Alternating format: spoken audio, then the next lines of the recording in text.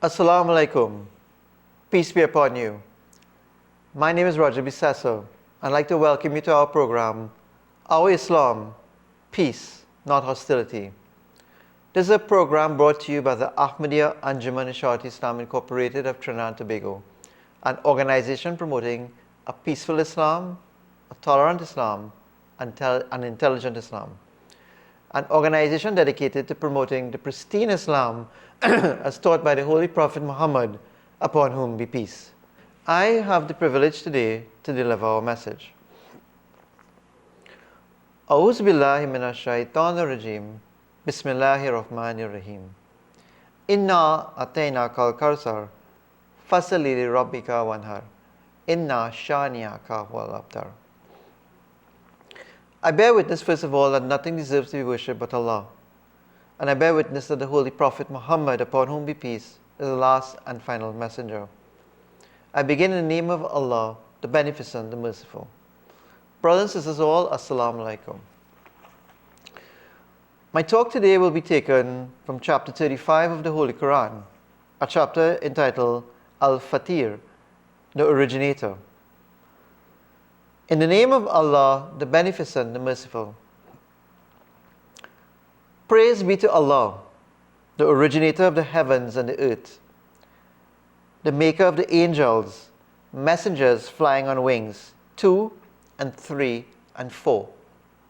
He increases in creation what He pleases. Surely Allah is possessor of power over all things. So in the first verse of this chapter here, it declares this attribute of Almighty Allah, one of these attributes of being a creator, an originator, creating from nothingness, as it were. And the verses go on here, the maker of the angels, messengers flying on wings, 2 and 3 and 4. As Muslims, one of the things we know when we read namaz, you read different amount of rakats based on different times for namaz. So you may read 2 rakat, 3 rakat, 4 rakat, depending on the time of the namaz. The Quran is telling us here that when we are in namaz, when we are praying to Almighty Allah, we achieve spiritual eminence. As like angels with wings, we fly and ascend spiritually. So this the metaphor here uses this analogy, and this is the reference to the 2 and the 3 and 4. Referring to the namaz and the rakats that we read. The chapter goes on, whatever Allah grants to men of His mercy, there is none to withhold it. And what He withholds, none can grant thereafter. And He is the mighty, the wise. In the Rastafarian faith, for example, there is a saying, who Jah bless, no man curse. In essence, it's the same thing here. Who Allah blesses, who the Creator blesses, no one can curse them. They are protected by the Divine Being.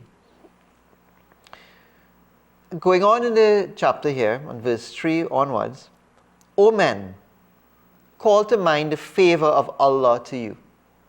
Is there any Creator besides Allah who provides for you from the heaven and the earth? There is no God but He.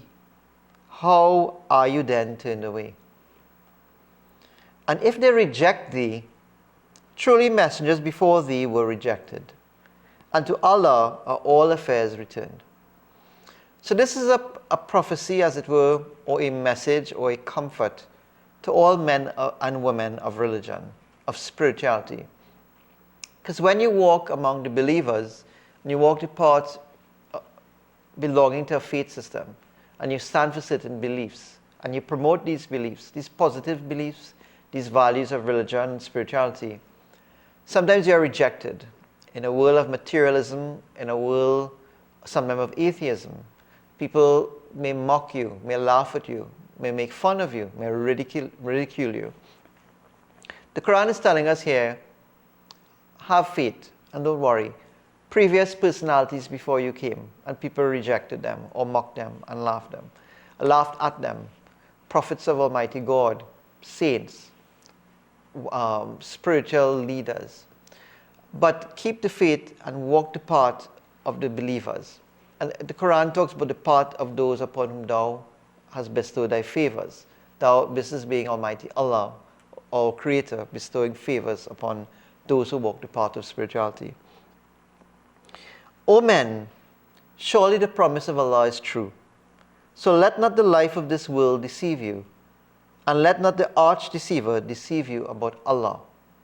Again here, this world we're talking about, don't be deceived by the materialism and the illusion of the world before us.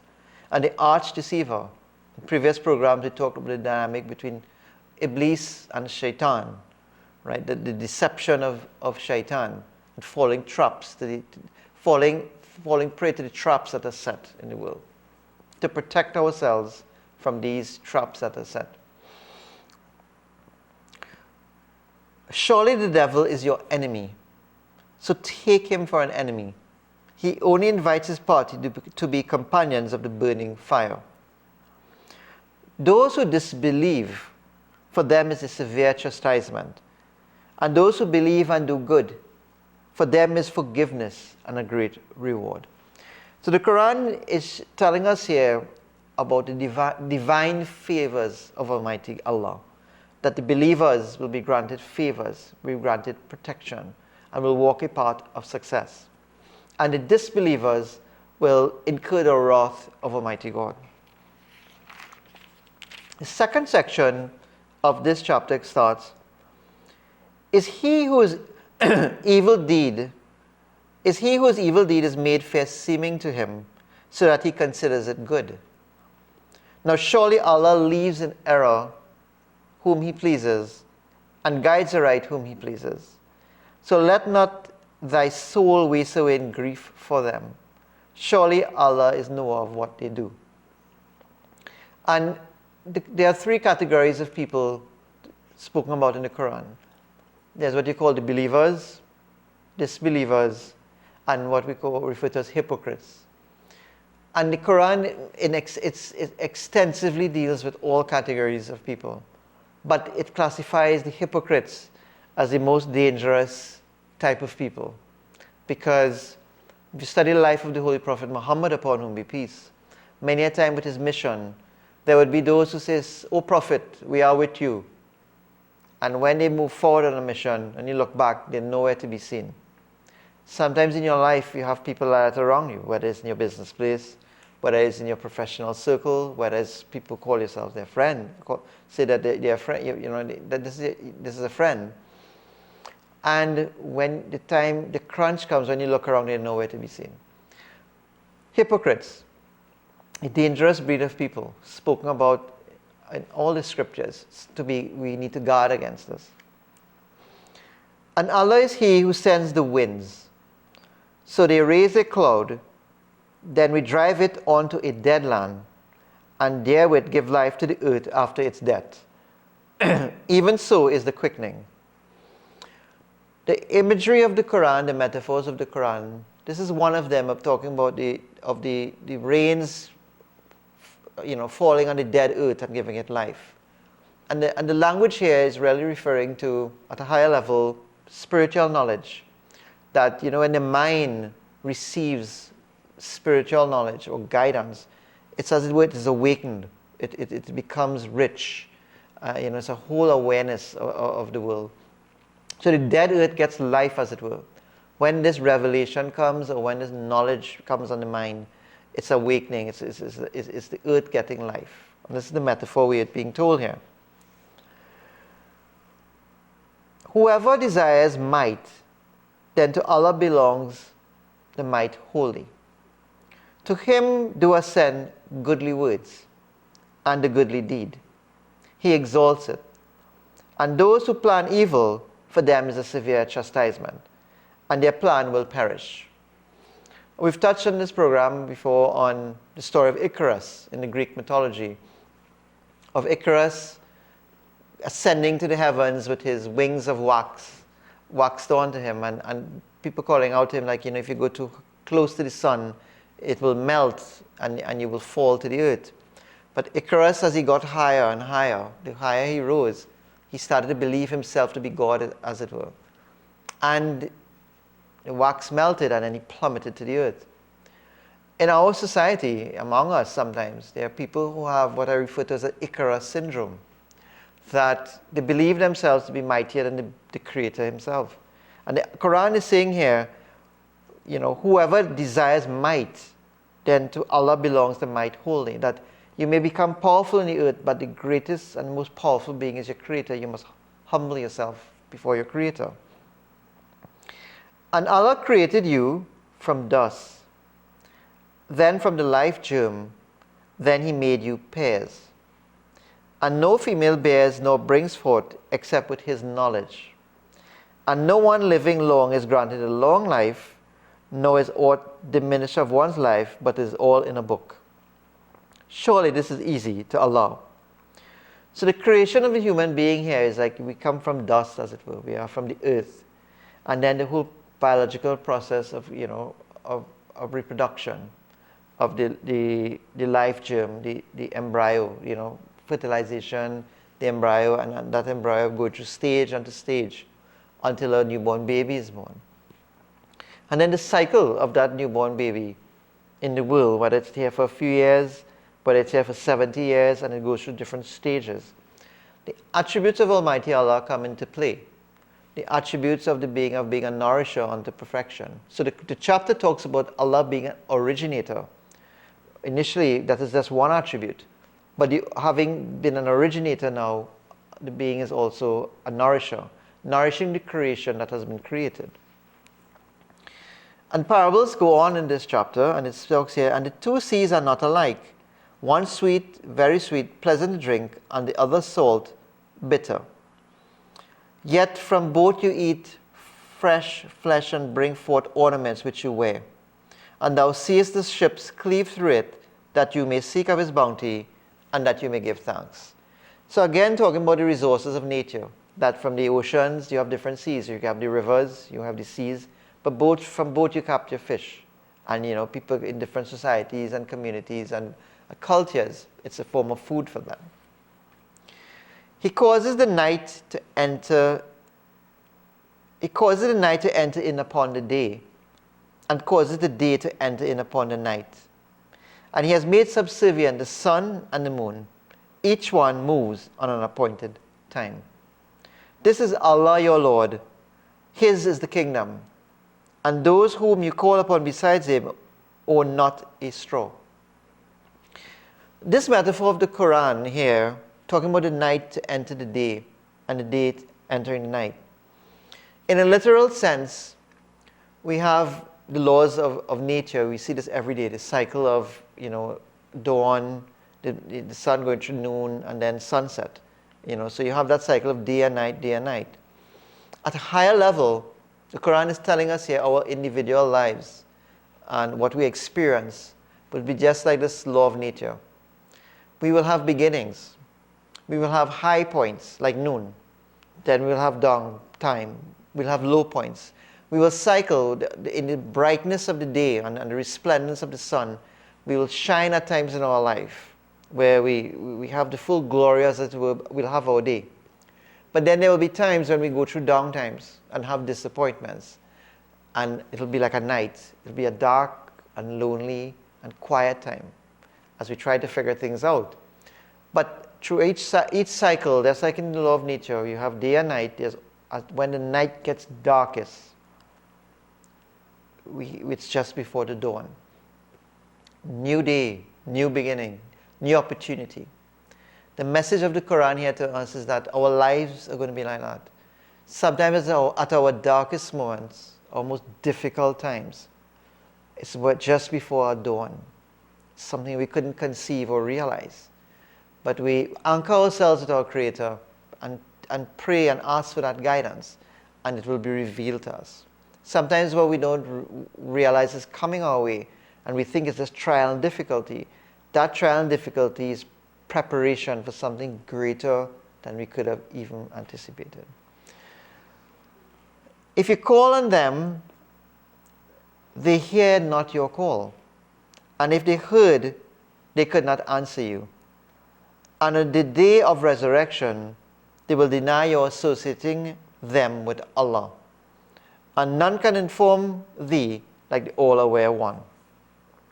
The third section, and this chapter has 5 sections, so I wouldn't go through all because time wouldn't permit us. But I'll deal with the third section and then we'll do a little summary of it. It says, O men, is it you that have need of Allah? And Allah is the self-sufficient, the praised one. I'll repeat that again. O men, it is you, sorry. O men, it is you that have need of Allah.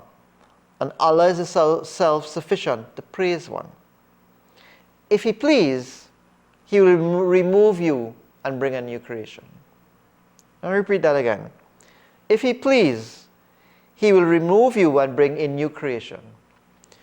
And this is the magnificence of the Quran, because in one verse, an entire span of history is written.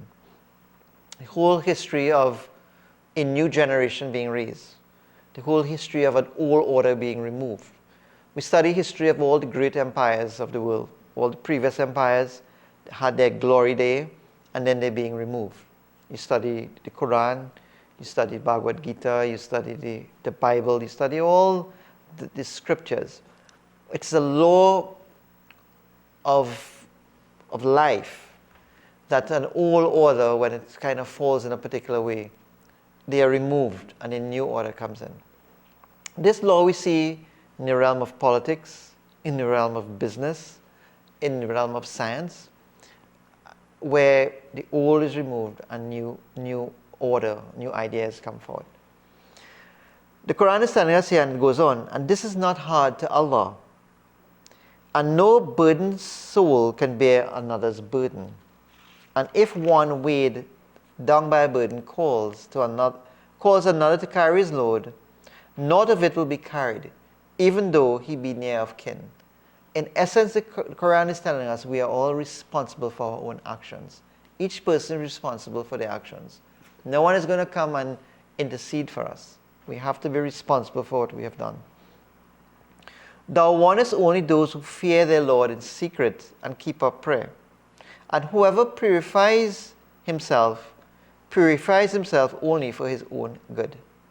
And to Allah is the eventual coming. The Quran goes through here now a series of verses here, and it says, and the blind and the seeing are not alike, nor the darkness and the light, nor the shade and the heat. This is an important law of life, duality. We have good, we have bad. We have darkness, we have light. We have, as I said, you have shade, you have heat. Sometimes in darkness, you do not appreciate the power of light sometimes. In that strand of, that break of light, as it were, illuminates and brings things into the open when you're engulfed in darkness. Or sometimes you don't truly appreciate food unless you experience the pangs of hunger. When you're very hungry and then you get that small morsel of food. Or when you experience a tremendous thirst and you get that drop of water. Life presents situations and experiences. And duality, which we'll probably do in another talk, another time, the power of duality and understanding the dynamics of life, as it were. Neither are the living and the dead alike. Surely Allah makes whom He pleases here, and thou canst not make those here who are in the graves. Thou art not but a warner. So Quran here talking about, firstly it's referring to the Prophet Muhammad, upon whom be peace. Listen, you're here to warn and deliver a message. People may reject you, and you have to you deliver the message. There will be followers who believe in you, and you deal with the followers.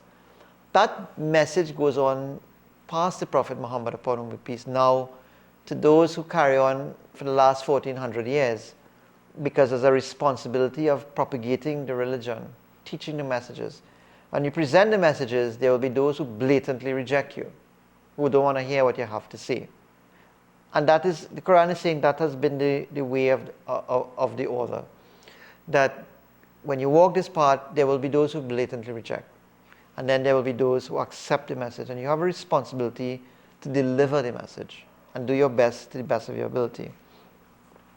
The next two sections of this, and I'll just briefly touch on this because, as I say, with time, the fourth section talks here about the path to peace, the path to safety, the path to success. And it really deals a bit with the believers. In verse 29 it says, surely those who recite the book of Allah and keep up prayer and spend out of what we have given them secretly and openly, hope for a gain which perishes not. Right? That we may pay them back fully their rewards and give them more of His grace. Surely He is forgiving, multiplier of reward. This entire section 4 deals with the believers and the blessings and the reward of the Creator. Alternatively, the fifth section talks here about the disbelievers. Right? So having here in the fourth section, it talks, before I get into the part of disbelievers, it talks about gardens of perpetuity, which they enter, which are where they are made to wear therein bracelets of gold and pearls, and their dress therein is silk. And they say, praise be to Allah, who has removed grief from us. Surely our Lord is forgiving, multiplier of reward. So in essence here, this is a lot of metaphor talking about the reward for the believers of a paradise with your loved ones, and it's a whole metaphysical realm of the blessings of paradise. On the other hand, when you talk about the reward of the disbelievers, right? One of the verses here, it goes on, before I close, it says, surely Allah is the knower of the unseen in the heavens and earth. Surely He is the knower of what is in the hearts. And He it is who made you successors in the earth. So whoever disbelieves, his disbelief is against Him. And their disbelief increases the disbelievers with their Lord in naught but hatred. And their disbelief increases the disbelievers in naught but loss. So this last section talks about those who disbelieve. There is a punishment which starts here on earth and which goes on into life hereafter. The last verse of this chapter, which I'd like to close with, however, deals with another attribute of Almighty Allah, of Allah being that judge, and or as it were, He administers punishment, but He's also forgiving. And the last verse of the chapter goes on and says, and were Allah to punish men for what they earn, He would not leave on the back of it any creature.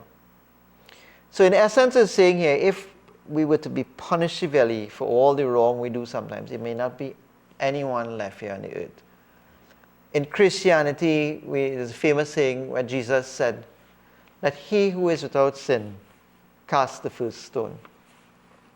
So today I decided to do a different reading where I chose chapter 35, the Originator, and we read straight from the Quran to understand the messages of the Quran.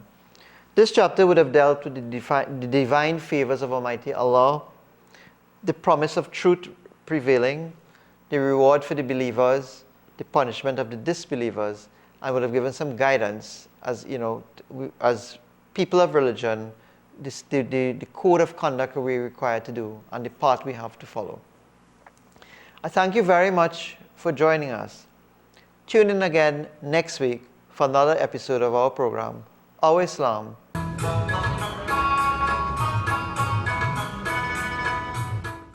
Bismillahirrahmanirrahim. In the name of Allah, the Beneficent, the Merciful. ऐसी सुनो के बेकुरान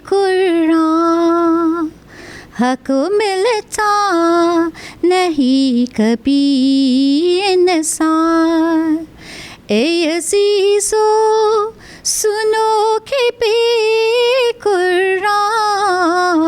हक मिलता नहीं कभी इंसान जिनको उस नूर की खबर ही नहीं उन पे उस यार की नजर ही नहीं है ये फुरका का एक अजीब असर वो बनाता है आशिकी दिल पर। ए अज़ीज़ो सुनो के पी कुरान, हक मिलता नहीं कभी इंसान। दिल में हर वक्त नूर बढ़ता है, सीने को खूब साफ करता है। उसकी ओर साफ क्या करूँ मैं बयां, वो तो देता है जाको और एक जान। ए अज़ीज़ो सुनो के पे कुरान, हक मिलता नहीं कभी इंसान। वो तो चमका है नेरे अकबर, उसे नकार हो सके क्यों कर। पहरे हिकमत है वो कलाम तमाम, इश्क़ हक का पिला रहा है जाम। वो हमें दिल सीता तलक लाया, उसके पाने से यार को पाया। ए अज़ीज़ो सुनो के पे कुरान, हक मिलता नहीं कभी इंसान। ए अज़ीज़ो सुनो के पे कुरान, हक मिलता नहीं कभी इंसान। हक मिलता नहीं कभी इंसान। Translation. Listen, O my dear ones, without the Quran, a man can never find God. Those who are not aware of this light of the Quran cannot have their beloved set his eyes on them. A marvelous quality of the Quran is that it makes one a lover of the beloved God. It fills the heart all the time with light and cleanses the breast of all impurities. How can I describe the qualities of the Quran? It surely imparts a new life to life. It shines like a great sun. How can one deny its radiance? All its revelation is like the sea of wisdom. It constantly offers the cup of divine love to the seeker. The Quran has brought us right to the threshold of the sweetheart. We found our beloved when we found the Quran. Ameen. Assalamu alaikum.